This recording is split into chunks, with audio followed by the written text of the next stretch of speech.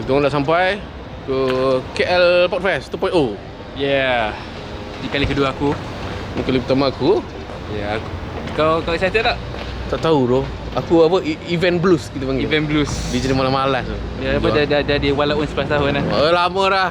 Event macam ni 2014 aku datang. So ya. Boleh lah IQ hari ni naik 1 lah. KL Pokpeh. Kita sudah sampai dekat kampus Ampang. Hello. Tunjuk ni QR lah.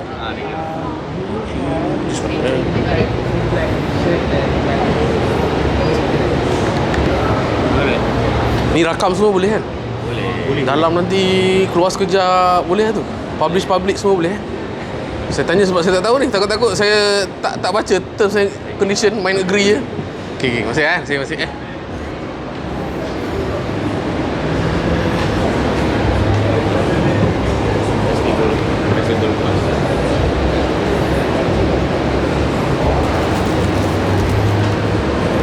cash voucher.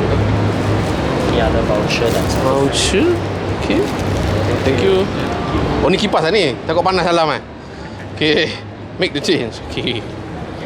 Thank you. So, Mama ni cakap ni sekolah? Ya, ni sekolah. Ni bukan sekolah tu, ni mall bro. Bukan. Ni school turn mall. School turn mall baik. Tengok. Ada jual kereta bukan? Wah. Tapi ni memang sekolah antarabangsa dulu. Okay. So, Canggung tu, aku bukan sekolah antarabangsa. Aku sekolah walaon lah.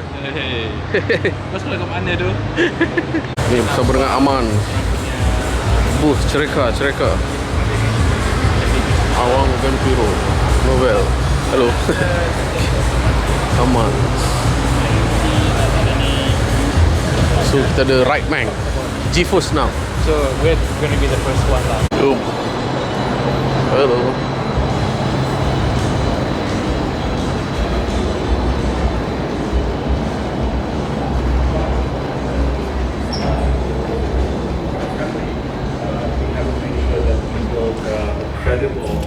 Industry, credible podcast industry, and this is important. Some podcasters thinking, why is he even talking about regulation? We don't want to be regulated. I agree. I think my pitch to the Deputy Minister this morning is that, YB, we hope that we will continue to be free, but we will make sure that we are also responsible. We are aware of the laws of the country. We are aware of what the red lines are. In terms of what we are allowed to say and what we are allowed to discuss. It's not something arbitrary, it's laws of the country. And I think if we are aware of these things, it only makes our industry and community more credible. And it makes us, we look better to advertisers, we look better to people who want to invest in our industry. And that's ultimately what we want. We want the industry or our segment is a segment that is fast growing, but not just fast growing, but that's also credible, that's here to stay. And I say this because more podcasts die than survive. And we all know this. Thank you for having me. This is the first time I join your KL podcast, Pokfest 2025.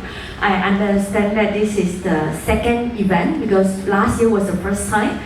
For giving your firm support for self-regulation, which of course we love. Carrying on for the agenda this morning for Industry Day, I'm happy. Think about it. Radio has been with us for generations. It evolved from the crackling box in our grandparents' living room to the seamless streaming app on our phones. It's the original social media, and it's still going strong. At that time, our commute, our workout, our chores into me time. The ultimate life hack for the modern. Alright, so maybe we can give both of them a big round of applause. Okay, so maybe we can start. Maybe I'll start with asking Leon. Okay, Leon, creators are like kedai kopi with Wi-Fi. Of course, we don't just sembang, we record. Basically getting a bit of an insight into the lives of the people who are on the podcast. You've got a bit more time to spend with them, so you get to see, and there's a bit more of an emotional connect there as well. And then To me, I think our society, we got two groups of netizens. One type of netizen, they like to only read the headlines. They are being attracted by the clickbait headlines and then starting to throw all the negative comments in the comment section. But I think what podcasts offer to the audience is to those who really like to understand the issue. Because I think misinformation or disinformation able to spread so fast is because people just read the headlines. Sometimes to look at it, right? So I think that's a very important aspect as well. Okay, so Leon, people say podcast is quite intimate. It's like sometimes people say like bisik your finger, right? But people hear it. So and maybe sometimes a little bit too intimate as well. So why do you think audience can trust podcast so much? And sometimes, I'm sorry, Nazri, sometimes even more than radio. Sekali lagi terima kasih YB Teo Nicing kerana sudi meluangkan masa untuk KL Podcast tahun ini. Semoga kita berjumpa pada KL Podcast. Yeah, I think radio is a constant, right? It's a constant. Okay, sorry. Radio is a constant companion. And just now, I think that's what you mentioned about the tea, you know, even deputy business at 8 a.m. you listen to Breakfast Grill. So it's part of by design, almost inevitably becomes that. Second is tone. So I feel like another definitional quality, apart from what KJ said just now about how podcasts can be an audio standalone, radio obviously is the same, is I feel like podcasts must have a commentary quality. My comment is in segments down and move on to the segment. So I think the format is completely different, and as somebody who's both on radio and on podcast, I have to be two different. My mind has to be wired in two different ways. The second difference is, of course, the audience. I play a game with myself when I go to a public place and I see somebody coming. I know that they're coming to say hi, take a picture, whatever. I have to face to it. But at the end of the day, even if you have a public figure, the content needs to sell itself. You know, just by having a famous person or pretty face out there, it's not enough, because I think people after a while want to see what you have to offer. to build your following initially. Look, I mean, if we started our show 2 years ago, and after 10 episodes, the content wasn't resonating with people, then it would down 100%. Like I said, it's not enough to be KJ and Charan. We have to make sure that we pushed it out there. And we did spend a bit of money on marketing initially, especially when we launched our Secretary podcast, Kindred Stories, to an international audience. So we boosted some of that for sure. Because long essay of sorts on topics that I care about, and then I just read it out in my voice, and then you can sort of capture moments where I am very assertive, moments where maybe I hesitate, and I think that was my way of saying that, look, the long form op-ed, the long article can still survive in a world where voice is key, because I think a lot of the nuances of someone's argument or position can be discovered through the voice. And for the past 1 or 2 years, I really tried to dive into becoming a podcast producer in the future. And my first question actually, instead of killing one another, podcast killing the radio star, or even radio star killing the podcast, could both radio and podcast working together and align on what they can achieve on each other? Because I believe each podcast and the radio have their own system, and each have their own benefits in terms of advertising and personality, the voices, talent, just name a few. That's my first question. And the second question, when you try to bring out the topics for both radio and podcast, I'm sure that each of you have your own producer. Do you have to follow a line on certain bias, or you just go on free speech on either you don't care on bias on one side or one another, or we have to follow on this particular bias bias on either side only, not rely on the other side of the coins? That's my question. Hopefully you.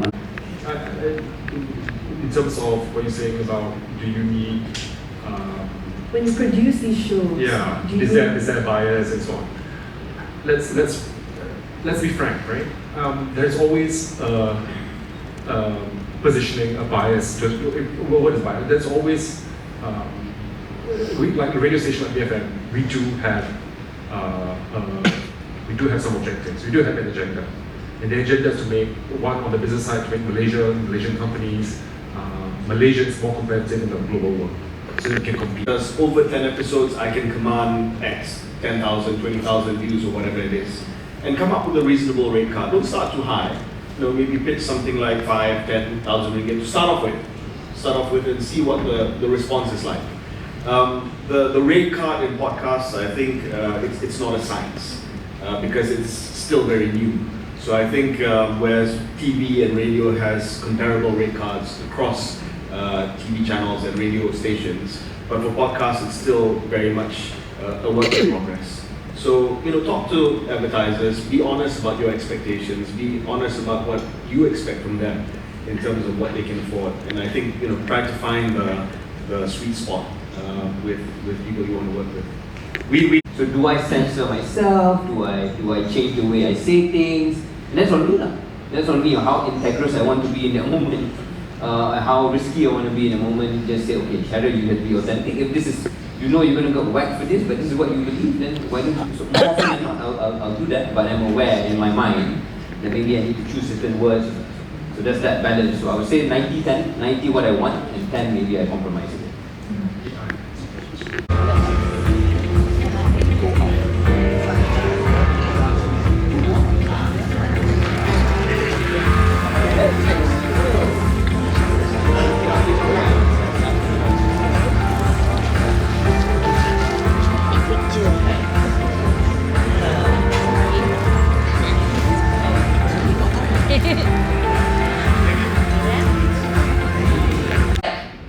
Dealing with new up-and-coming media that are also competing against radio, that now I would say, having listened to the last podcast, that it's about coexisting. And after all, radio has evolutionized itself by not only sticking to the audio format you get to listen to at home or in your car, but also on social media, also creating podcasts. Right? Important to TV and radio, and it's going to be very important to podcasters too. Yeah. And one of the things that we are still trying to do is to get a single measurement for all of this. And we don't want podcasting to be left out as well. So we might as well, all of us sit together and make sure that we've got a single standard that's satu for content standards and also for things which bring you the revenue. Thanks. It's actually because we're global. So I just wanted to ask Matt and Mariha about the next step, right? So my biggest nightmare as a podcaster in Malaysia is that we're gonna have that one episode. It's not a question. Etc. Sometimes, or if not most times, it's for content that's not exactly breaching of the content code. It's just the way it's being taken, the way it's being taken out of context. Maybe something in your podcast that has been cut short into a TikTok and becomes viral for the wrong reasons. So for us, we always look for the content code, we always look at the whole entire thing and look at the context. Now I need to also add the fact that under the law, under the Communications and Multimedia Act, compliance to the content code is a legal defense.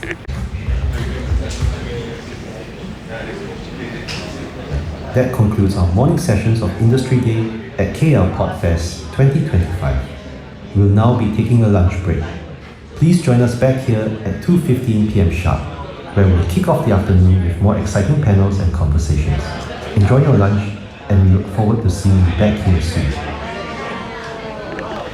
So kita baru habis first session First session. Bro, mana kamera bro? Oh. Habis. So mantap, super mantap. Aku rasa dah tambah 5% aku. Berapa persen? 5. Apa? Kat bateri tingkat. Tak, maksudnya aku punya IQ. IQ aku naik 0.1. Itu pun sebab ada ni apa? Polisi dan juga apa? CRM dan juga CFM. Betul. Bila benda working kejap. Tapi nanti kita bagi pandangan kami ya. Ini Bro Azlan, saya Farid. Peace Point. Biskop lah. Peace Point. Tu dia. Jadi ni blog personal lah, tak publish public. Boleh mencarut like fuck you. Okay. Bila kau sebut nenek apa nenek siapa ngau bro. Jumpa sini kau lah sial ni. Ni dah popular dah. Kau dah ni dah award winning apa kau? Oscar. Oscar ini. Khabar orang apa? Kau memang kerja full time videographer lah sekarang? Ke apa? Wah. Dah berapa lama dah? 3 tahun. 3-4 tahun dah. 13 tahun? Tak, 3-4 tahun dah kerja. 13? 3-4 tahun. 3-4 tahun. Kau adiknya tu Fat Mozi tu. Betul lah. Ni by the way kawan aku Haikal. Sorry. Ya, so memang tugas hari ni buat video sajalah. Memang buat video sajalah. Understand that. Give them flexibility. Understand the flexibility and how you can kind of promote yourself with them. I think with T Live, they did everything they could. You can even talk about the product. But podcast these days is not just limited to Spotify. People just put it on YouTube as well. Yes. Not only that, they chop it up to a minute and they repurpose it on different platforms. Very important episode. Talk about consumer SSD, and then we have the Finance Minister, second Finance Minister who came in that day as a host, as a guest of our host. Then we said, why not just jump on it? Because that is the trust that we already prebuilt. And I feel that the most powerful part is because podcast is not for hard sell. And currently dominates the Malaysian podcast scene, right? So a bit more like the American ones, like Serial, where you produce it becomes seasonal. I think that's super interesting. But to tie it back to this concept of advertising and brands and monetization, I wonder whether you've thought about integrating the content and changing the content of the podcast based on what advertisers want. So let me just give me another 5 seconds. So it's not just about being clever and product positioning, but the content of the episode itself is about the product. I wonder whether you've thought of that and you've seen it elsewhere. I feel in terms of podcasts, I think we have been approached by brands before. I'm not going to talk about the whole producing the series part first, but in terms of brands that come to us and ask us to talk about a specific thing and can you elaborate it in an episode, I feel that listeners these days are not, they can tell when it's genuine and when it's not. And then if you want to basically choose to work with the brand, you don't go 50-50, you go all the way. And then let's say for example, I worked with IKEA, and for me, in that episode, literally, we were not supposed to talk about IKEA. We were just supposed to say that, hey, we're just podcasting IKEA because IKEA has got this YouTube session, so we are doing. But for me, we ended up joking about IKEA the whole entire episode because they have all these puns and whatever not. And then we basically talk about their meatballs. And then after that, we even talk about, instead there was just one rumor and everything. Apparently, the meatballs are made from horse meat and stuff. All these things that we see online and stuff like that. I feel that if a person if you get a group of people that resonates really, really well to a specific brand collaboration, and they have a lot of input that they want to give in and experiences as a person with the brand, I feel that whole entire episode will be very purposeful. It'll be really, the brand has to be very open-minded because the chances are will be kind of like taking a bit of a stab at the brand, and sometimes, but at the same time controlling not the whole slander the brand and stuff like that. So I felt that episode was a really great collaboration because the whole IKEA team had a kind of, I would like to think, a good laugh at that point in time.